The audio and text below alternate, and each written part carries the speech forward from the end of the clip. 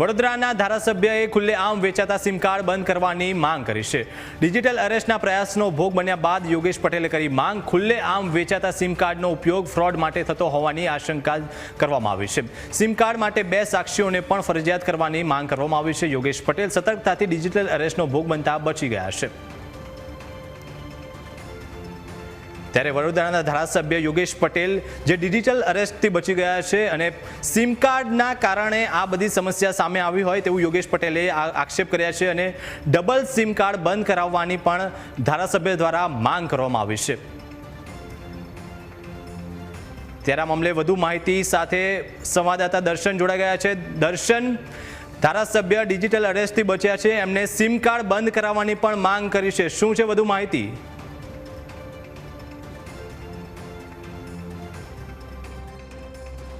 Prince, વાત કરવામાં આવે તો જે પ્રકારે ગઈકાલે સવારે ધારાસભ્ય યોગેશ પટેલ કે જેઓ વરિષ્ઠ ધારાસભ્ય પણ છે તેમને એક ડિજિટલ અરેસ્ટ કરવાનો નિષ્ફળ પ્રયાસ કરવામાં આવ્યો હતો. જે બાદ હવે આ મામલે વધુ વાતચીત કરવા માટે આપણે જે પ્રોફેસર છે નિનાદ ભાવસાર તેમની સાથે વાત કરીશું ને જાણીશું કે કેવા પ્રકારના ડિજિટલ એરેસ્ટ થતા હોય છે અને સિમ કાર્ડને લઈને પણ જાણીશું.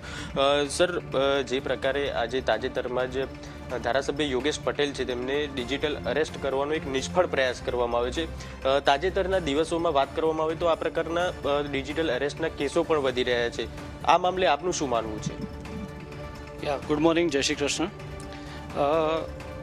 આજકાલ તમે પ્રિન્ટ મીડિયામાં કે ટીવી પર બીજા મીડિયા ચેનલ્સ પર સાયબર ફ્રોડ્સ અને ઇન જનરલ ડિજિટલ એરેસ્ટ એ બધી ઘટનાઓ રેમ્પેન્ટલી થઈ રહી છે અને આપણો જે દેશ છે, our country, it is losing crores and crores of revenue because of this. અને આ એક ઓર્ગેનાઇઝડ ક્રાઇમ છે, એમાં ઘણા બધા આસપાસના દેશો પણ એમાં ઇન્વોલ્વ છે. હવે સર્વપ્રથમ તો આ બધા ક્રાઇમ્સ કેમ પોસિબલ થાય છે એ આપણે let's try to analyse that. કે આજે કદાચ તમે એગ્રી કરશો કે ઇન્ટરનેટ વિના આપણું જીવન હવે અશક્ય છે, રાઈટ? તો ચાહે તમે લેપટોપ પર વર્ક કરતા હોય કે ડેસ્કટોપ કમ્પ્યુટર પર વર્ક કરતા હોય કે તમે મોબાઈલ પર વર્ક કરતા હોય, નોર્મલી 24/7 આપણું ઇન્ટરનેટ ચાલુ હોય છે, right? We are always in need of information. હવે આ જે ડિજિટલ એરેસ્ટનો કોન્સેપ્ટ છે એમાં નોર્મલી દે આર અવેર કે ઘણા બધા લોકો they are basically they fall in to a trap of grid, જેને આપણે લોભ કહીએ છીએ, રાઈટ? કે આજે તમે જોઈ શકો છો કે મ્યુચ્યુઅલ ફંડ્સ છે કે શેર બજાર છે, આજે ઘણી બધી અવેરનેસ લોકોને એમાં આવી ગઈ છે અને લોકો હવે ફાઇનાન્શિયલી બી ઘણા અવેર થઈ ગયા છે કે ભાઈ આ જગ્યાએ આપણે રોકાણ કરીએ તો આપણને સારું મળે. જે પ્રમાણે અત્યારે કોમ્પિટિટિવ જમાનો છે, તો એક બહુ મોટું પરિબળ જે આ બધામાં કામ કરે છે એ છે લોભ કે ગ્રીડ, રાઈટ?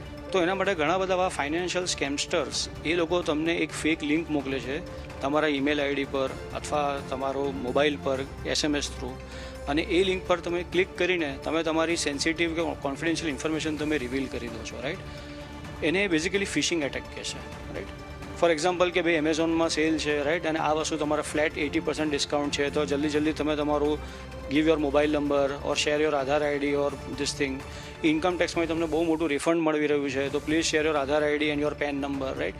તો આ રીતના એને ફિશિંગ એટેક કહેવાય. તો ફિશિંગ એટેક થ્રુ આ લોકો તમારી ઘણી બધી સેન્સિટિવ કે કોન્ફિડેન્શિયલ ઇન્ફોર્મેશન લઈ લેતા હોય છે.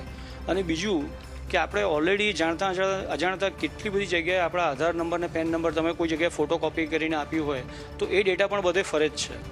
એને કારણે આ સ્કેમસ્ટર્સ એના બેઝ પર પછી they can send you a digital arrest, right? તો એ કેસમાં તમે કોઈ લિંક પર કે એમાં ક્લિક કરો એટલે સડનલી જ કેમ સ્ટાર્ટ થઈ જાય, રાઈટ? વિડીયો કેમ સ્ટાર્ટ થઈ જાય અને અંદર કોઈક પોલીસ ઓફિસર બેઠા હોય અથવા તો ઘણી વખત કોઈક પોર્નોગ્રાફિક એન્વાયરમેન્ટ એકદમ જ તમારી જાણ બહાર સ્ટાર્ટ થઈ જાય. અને એ વખતે તમે જે ખાસ કરીને જે સિનિયર સિટીઝન્સ કે એલ્ડર્સ છે એ લોકો એકદમ એમને શોક લાગી જતો, એ લોકો ગભરાઈ જતા હોય છે, રાઈટ? તો એના અને પછી of course because of guilt, because of shame or any other things એ લોકો બેઝિકલી એ ટ્રેપમાં ફસાઈ જતા હોય છે, કારણ કે હવે આ શેર પણ કોની જોડે કરવો. તો એટલા માટે આનું એક સોલ્યુશન હું એવું પ્રોવાઈડ કરું કે પહેલાં 2 મેજર ફેક્ટર્સ છે. એક તો છે ડર, રાઈટ? આવું કંઈ પણ હોય તો please feel free two contact your family members અથવા તમારો નજીકનું કોઈ તમારા જે બેન્કર હોય એમને તમે કોન્ટેક્ટ કરો. અથવા તો સાયબર ક્રાઇમના પણ નંબર્સ અવેલેબલ છે, તો એ નંબર પર પણ તમે કોન્ટેક્ટ કરી શકો છો, તો યુ વિલ ગેટ હેલ્પ. એટલે you should always feel free to discuss out any problem rather દેન કે તમે સિક્રેટલી જઈને પે કરી દો. આવા એક બે બનાવ recently I don't remember the bank, કદાચ SBI હતી કે કોઈ કઈ પર્ટિક્યુલર બેંક હતી, એમાં કોઈક બેન આવી રીતના આવ્યા અને એમણે આવી રીતના એકદમ જ એમની એફડીને બધું ઉપાડવાની વાત કરી, એટલે બેંકના કર્મચારીઓને શંકા ગઈ અને એ લોકોએ પૂછપરછ કરી, ત્યારે એમને ખબર પડી કે તેમની જોડે પણ આવી રીતના ડિજિટલ એરેસ્ટનું આવું કંઈક થયું હતું અને પછી એ લોકોએ એમને હેલ્પ આઉટ કર્યા અને એમના આ જે ફંડ્સ જે છે એ ખોટી રીતના પેમેન્ટ કરવાને એ ટ્રેપમાં ફસાતા એમને રોકવામાં આવ્યા. સર, વાત કરવામાં આવે તો જે નાગરિકો, માણસો, લોકો હોય કે જેમની પાસે સ્માર્ટફોન નથી, ફક્ત તેમને કોલ કરવામાં આવે છે, કોલ કરીને એવી ધમકી પણ આપવામાં આવે છે કે તમને એક નોટિસ મોકલવામાં આવે છે. ધારાસભ્ય સાથે જે થયું તેમાં એ જ પ્રકારનો કિસ્સો હતો. ધારાસભ્ય પોતે ક્યારેય સ્માર્ટફોનનો યુઝ નથી કર્યો અને તેમને સીધો આવો ફોન આવે છે અને એવું કહેવામાં આવે છે કે તમને એક નોટિસ મોકલવામાં આવે છે. અને મુંબઈ પોલીસથી વાત કરું છું, ધારાસભ્યએ આ મામલે એવું પણ એક સલાહ આપી છે કે જે પણ સિમ કાર્ડ પરચેઝ કરવાની પદ્ધતિ છે તેમાં બદલાવ કરવો જોઈએ, કે સિમ કાર્ડ જે પરચેઝ કરતા હોઈએ તે સમયે સાક્ષીઓ રાખવા જોઈએ, કે એવું કોઈ નવું જેમ બેંકની અંદર સિસ્ટમ હોય છે તેવી સિસ્ટમ લાગુ કરવી જોઈએ. તેને લઈને આપનું શું માનવું છે? Yes, definitely. સિમ કાર્ડ જે છે, ઘણા બધા એટેક્સ મોબાઈલ ફોન્સ થ્રુ થતા હોય છે. તો જ્યારે આપણે પરચેસ કરીએ છીએ તો પહેલાં તો એ પ્રી એક્ઝિસ્ટિંગ સિમ કાર્ડ બીજા કોઈકનું સિમ કાર્ડ હતું ને હવે તમે રીપરચેસ કરી રહ્યા છો, કે is it Bing issued fresh, પહેલાં તો એના પર એક સ્ટ્રિક્ટ એક કંટ્રોલ હોવું જોઈએ. દેર શુડ બી મિકેનિઝમ એવી હોય છે કે જેથી એ ફાઇન્ડ આઉટ કરી શકાય. બીજું, જે પણ વ્યક્તિને તમે સિમ કાર્ડ એલોકેટ કરો છો તો એ કોણ છે, એ વેલિડ સિટીઝન છે ઇન્ડિયાનો? ઓફકોર્સ અત્યારે આઈ થિંક આધાર કાર્ડને એ મેન્ડેટરી થઈ ગયા છે, પણ આઈ ડુ અગ્રી કે એનું એક વધારે સ્ટ્રોંગર ઓથેન્ટિકેશન મિકેનિઝમ એની હોવી જોઈએ, જેથી કરીને સિમ કાર્ડનો મિસયુઝ સ્ટોપ થાય. બીજી વસ્તુ હું એવું સજેસ્ટ કરીશ કે એક તો આ અવેરનેસ છે. અવેરનેસ તો આપણે પહેલાં સ્પ્રેડ કરવી જ પડે કે there is nothing like digital arrest. First of all, આજની તારીખમાં પણ ભારત દેશની અંદર કોઈ દિલ્હીમાં કે કોઈ ચેન્નાઈથી કોઈ પોલીસ ઇન્સ્પેક્ટર બોલતા હોય તો એવી રીતના કોઈને પણ એરેસ્ટ કરવામાં આવતા નથી. જે કંઈ પણ કાર્યવાહી થતી હોય છે એ બધી ઓફલાઈન બેઝિસ પર જ થતી હોય છે. એ અવેરનેસ સૌથી પહેલાં તો લોકોને આપણે સ્પ્રેડ કરવી પડશે, જેથી કરીને લોકો આ ટ્રેપમાં ફસાય નહીં. બીજી વસ્તુ, તમે જેમ કહ્યું કે સિમ કાર્ડનું પણ એક સ્ટ્રોંગ ઓથેન્ટિકેશન પ્રોસેસ હોવી જોઈએ, કે તમે સિમ કાર્ડ કોઈ પણ XYZ વોડા VI છે કે રિલાયન્સવાળા છે, જીઓ છે, કોઈ પણ હોય, તો જે પણ મોબાઈલ ફોન ઓપરેટર્સ છે, government should have a very strict authentication mechanism, કે સિમ કાર્ડ લેવું કે ઇસ્યુ કરવું it should not be a child's play, કે આજે આમ ગયા અને પૈસા આપી દીધા 10 સિમ કાર્ડ લઈ લીધું. It should not be like that. એનું પ્રોપર વેરિફિકેશન થયા પછી જ સિમ કાર્ડ ઇસ્યુ થવું જોઈએ, પહેલો પોઈન્ટ.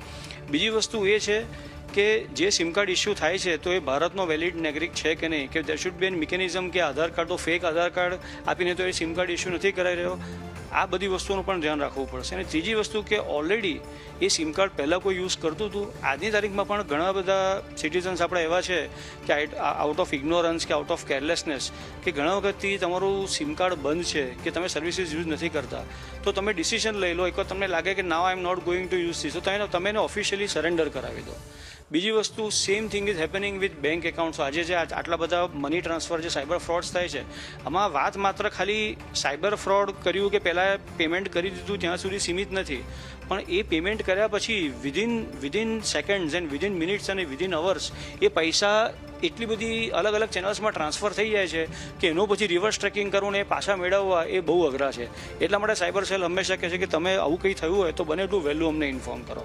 તો આ બધા કેસીસમાં પણ એ જ વસ્તુ છે કે જ્યારે તમે પેમેન્ટ કર્યું ત્યારે ઘણા બધા એને મ્યુલ એકાઉન્ટ્સ કહે છે. મ્યુલ એકાઉન્ટનો મતલબ શું છે કે આજે ફોર એક્ઝામ્પલ 5 વર્ષ પહેલાં હું કોઈ જગ્યાએ જોબ કરતો તો મારો સેલેરી એકાઉન્ટ એ બેંકમાં હતો, હવે ત્યાંથી મેં જોબ છોડી દીધી, તો મેં એ વસ્તુની દરકાર નથી લીધી કે હવે એ એકાઉન્ટ મારે ઓફિશિયલી બંધ કરાવવું જોઈએ.